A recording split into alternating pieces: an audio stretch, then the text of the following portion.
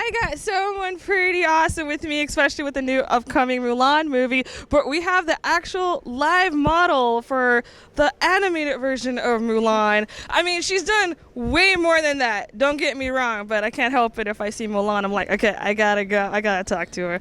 So let's have her introduce herself. So this is Mimi Chan. Tell us a little bit about yourself, Mimi.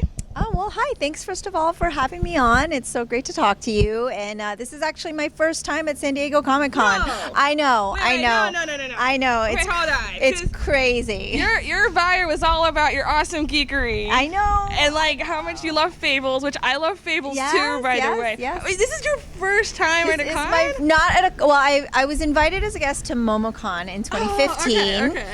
And I was out there to talk about Mulan, my work there. I also directed a documentary film at the time, and so all of that was kind of releasing. Okay. It's called Pui Chan Kung Fu Pioneer, and I fell in love with seeing all the cosplayers and the whole culture of it. But I was already a comic book reader, so I loved comic books. But I'm a little hesitant with crowds and whatnot, so maybe that's why I haven't been. But when I was there, I just loved it. And your Instagram is so full of awesome videos. I think my favorite one is when, I don't know what the kick is called, but when you kick that bottle top, and I remember going, what the?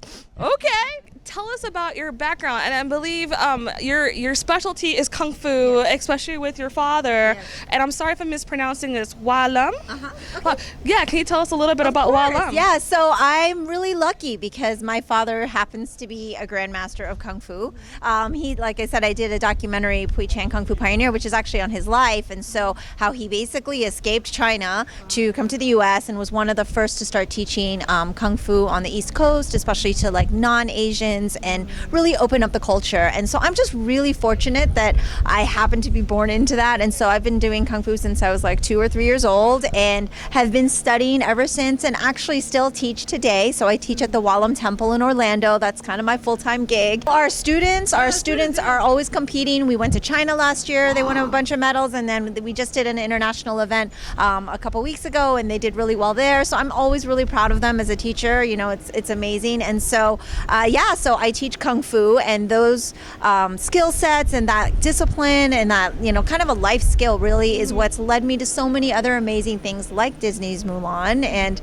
I did some stunt work and other things in the industry, but at the heart of it, I'm a martial artist. Yeah, for us, Kung Fu is a lot more than just the physical aspects of kicking and punching, but it is for your health, and it is a form of martial art, and so there's that exercise component, but for us, especially the way my father wanted to open those doors to, spread the tradition of the Chinese culture, and also just to kind of educate the world on, more of what it is versus just that physical aspect. And so for us, just being able to proliferate the art form, and for me particularly being the next generation of doing that with my students, and being able to see them kind of, spread that culture and also the traditions. We like to try to keep everything very traditional at the Wah Lum Temple. We try to maintain and uphold the respect to all of the lineage. So we all of our students learn all these different facets of Kung Fu. They're not just there to do the physical stuff. They have to learn the philosophy that goes along with it, which of course is, respect and honor and tradition and learning kindness and all these wonderful things. And so I just feel like it's such a great art form for anyone to really learn, because it can really enrich your life in so many ways. What is like your most kind of like pet peeve of people's misconceptions about Kung Fu? Well, how much time do you? No. Well, for me, I think all martial arts is incredible, but I think it is really important to distinguish the difference between the different martial arts. And for us, I actually just interviewed recently on a podcast, and they asked the same question, and it's funny, it made me think back when we first moved to Orlando, Florida. It was pretty rural. I mean, Disney hadn't really been like it isn't what it is today out there, that's for sure. Yes, the mouse runs Orlando, as we say there. But it's, we were on a little 2-lane road. It was all woods around us. It was forest. Like, we literally were a Kung Fu temple in the middle of a forest. Like, it was kind of weird, right? And at the time, there was these things books called phone books. Like, I know this generation may Yeah, not they're know like what those books. are, but there were these big books, that got distributed to every home, and you would look it up to find where Whether to or not eat. you wanted it. Yeah, You whether got or not one. want. Yes, you look it up to find out where you would go to eat, and then or what you would want. And at the time, our listing was under karate, right? So like every other art too. Like if there happened to be any other art from taekwondo, or they were all under the listing of karate. And my mom was actually the one who complained about it and got it changed. So she said everybody should be under martial arts. I'm not saying everyone should be under kung fu. Everyone should be under martial arts. So I do like, because everyone has their own traditions. So of course taekwondo is from Korea, and they have a beautiful art form as well. And people should understand that those countries and those art forms are all very distinct. And so that's one of the big things. And also I don't like when people think that it's something that's very violent, and I think now it's probably less that they think it's violent. I think growing up a little bit more, people were like, "Oh, you're doing kung fu. That's not good for you." Especially But for the '90s with all the martial arts movies that were coming in. and so now I feel like